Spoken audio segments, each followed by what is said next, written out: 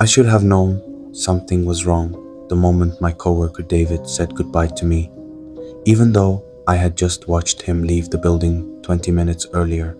It was a cold November evening in Chicago, and the office was nearly empty. Most people from our marketing department had already gone home around 6, but I stayed behind to finish a client report that my boss wanted first thing in the morning.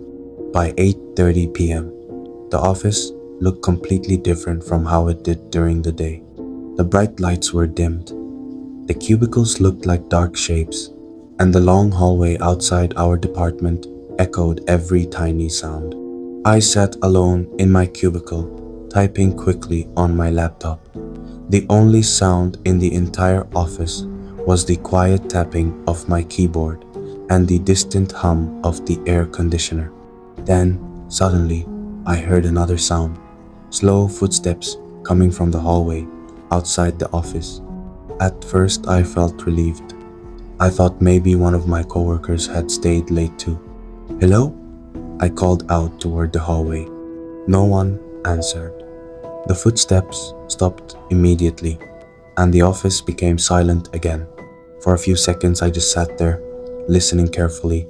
When nothing else happened, I shrugged and went back to my work.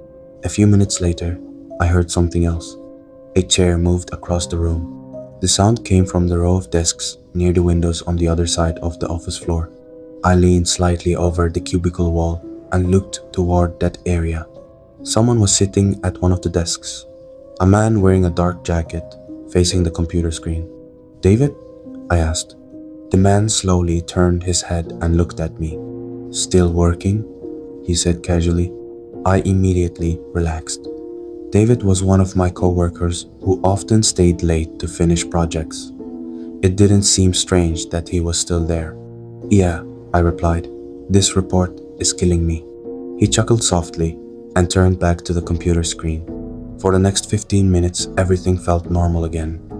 I focused on my report while occasionally hearing him typing across the room. Then, suddenly, my phone vibrated on the desk.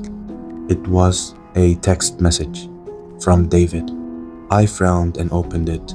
The message said, "Hey, did you finish the report? I just got home." For a moment, I simply stared at the screen. My chest tightened as a strange feeling crawled through my body. Slowly, I lifted my head and looked across the office again. David was still sitting at the desk near the window. His back was facing me, and his hands were moving on the keyboard. My hands began to shake as I typed the reply. "What do you mean you're home?" Almost instantly, the typing bubbles appeared on my phone. Another message arrived. "I left the office around 8. You were still working, so I didn't want to disturb you." My throat suddenly felt dry. I looked up again, toward the desk across the room. The man sitting there had stopped typing. His chair slowly creaked as he turned his head. He was looking directly at me now. The glow from the computer screen lit up his face. It looked like David, but something about his expression felt wrong. His smile was too wide and completely still. Then he spoke. "You got my message?" My phone vibrated again in my trembling hand. Another message from David appeared. "Wait, are you still in the office?" At that exact moment, the man across the room slowly stood up from the chair. The chair scraped loudly against the floor as he pushed it back. Then he began walking toward my cubicle, step by step, slowly moving closer through the dim office. Panic rushed through my body. I grabbed my bag and ran toward the hallway without looking back. I sprinted to the elevators and kept pressing the button again and again, while my heart pounded in my chest. Behind me, the office was completely silent again. The elevator doors finally opened and I rushed inside. Just before the doors closed, I heard footsteps coming down the hallway toward the elevator. But when I looked out into the corridor, there was no one there. The next morning, I told David everything that happened. He looked confused and shook his head slowly. "That's impossible," he said. "Security locks the 14th floor at 8 p.m. every night.